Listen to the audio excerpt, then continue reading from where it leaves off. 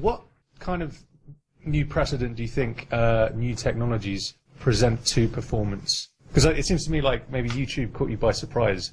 And I was just wondering what you think about... Aaron's got a little thing to tell us here, but he's not telling it. Right, I put up about 60 performances of mine on my website, and you have to choose your platform, and so I chose YouTube.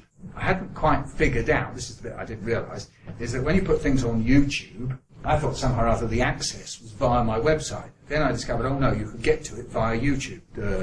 Okay, this is about 3 years ago, so I'm just figuring this out. And then not only, if people can get it on YouTube, they can then take it and chop it up and turn it into something else. So if you've done a poem called The Babysitter, some teenage guys in America call it The Babyshitter. And if they've got the Michael Rosen rap, they can, not so funny, call it the Michael Rosen rape.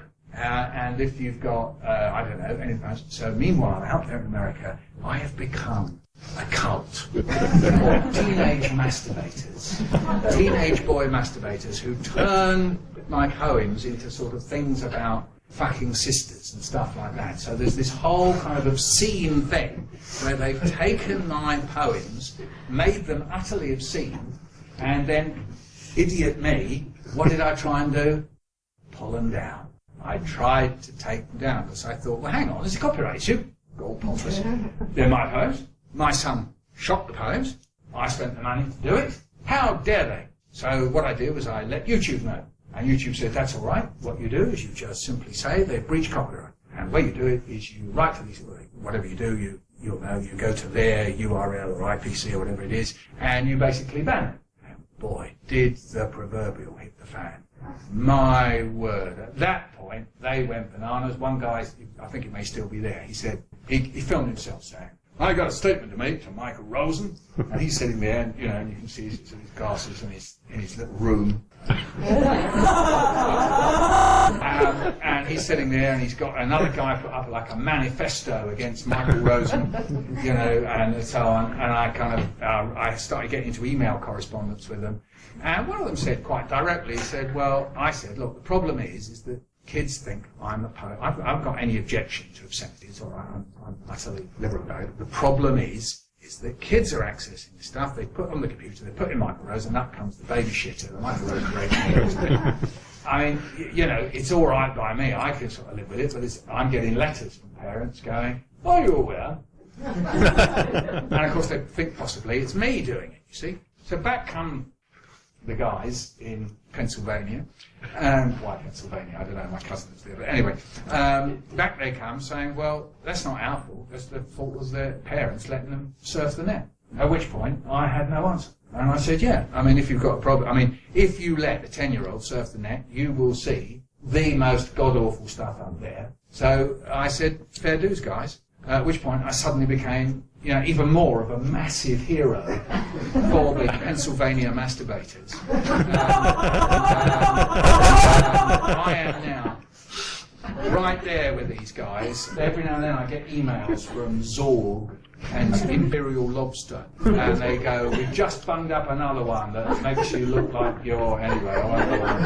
It's really good, and they go, what do you think? And I don't even answer. And then somebody created, on my Facebook, a page, I don't know how they did it, where they're all on there now, and they're going, happy birthday, Mike, and then they quote lines from the poems at me, which they've screwed up, do you see what I mean, because I do this poem about, when I was at school, we weren't allowed to breathe, and they do that. So anyway, there is a little community of college boys out there who've, and that's Aaron's thing. So did it take me by surprise? No, yes. I thought I was doing what I genuinely and utterly believe in, which is that if you write, you have to find whatever forms are available to you to distribute. So if it's yourself, then you put yourself about. And if there's technology, like I used to work in schools radio, which of course is radio, which was free, off air, and then I've tried to work in schools TV, and I've tried to make CDs in the days when that was modern technology, so like that, and so on. And then I thought YouTube was perfect, because I could stand there, ask about, do my poems, and there they are, 50 of just filmed another, Am I crazy? I had filmed another 30. My son has just filmed me. And as I was doing the poems, I thought, I know what they're going to do with this one. I know what the Pennsylvania lot are going to do with this one. So, yeah, even as I'm performing, I'm going, I know, yeah. Because they dub on other sounds or they off the rest of it. I mean, it's all... Anyway, so did it take me by surprise? Yes, to be honest. I didn't know. But then, of course, the moment it was, I mean, my son, what is he? He's a film editor. He could do that, like, no time at all. So he could have, like, he might have warned me, perhaps. Anyway, no, it wasn't his fault at all. Did you like any of them at all? I tend not to watch them all the way through.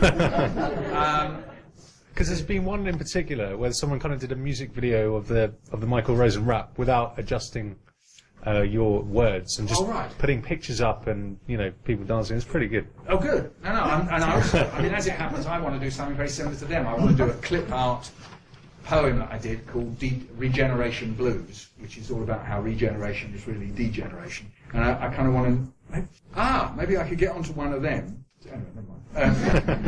Yeah, no, I mean, I do see them, and they do lots of... Anyway, there we are. All you have to do is put my name into YouTube, put poops, that's what they're called, that is the technical word for them, is poops. So you put in Michael Rosen poops, and you can enjoy the imaginations of the Pennsylvania school students, high school students, and see what they come up with. Aaron says that some... Yeah. No, I mean, yeah, sure. No, I have watched some of them. I thought they're very good. Yeah, it is. I mean... They can also do CGI things with your face, so that's really nice to watch your face go. And then they've also dug up some BBC ones where I did some storytelling for the BBC, so they've dug those up as well, haven't they? So anyway. Yeah, that's a good point to end on, actually, Aaron. Yes, that's right, because it's like how, when you do face-to-face, you to a certain extent control your art, only to a certain extent, because you hand it over. What you do in your heads, I don't know. Yeah, and then you go onto YouTube and you think, oh, I'm really in control. Yeah, my word, I've just done this performance and it's gone up on YouTube, and then you discover that in actual fact, what has happened. Walter Benjamin, take note that what has happened is that in the art of mechanical reproduction, right, in the era of mechanical, people can take that. In the old days, you know, they when I was at school, we used to think it was really racy, cut up photographs. Yeah. And that was amazing because you cut them up and you can have a bloke's head on a woman's naked body. Fantastic! That was just brilliant. Yeah? So that was like, you see, that was the art and mechanical way of you see. And then there's been various things, but a lot of this stuff has been inaccessible. Television and radio were held by these major companies. And now what's happened with YouTube and so on, we're seeing it with the injunctions thing, all kinds of fractures are happening. And people can just take it, do what they want with it, and it's bugger all people like me can do about it. So there we are.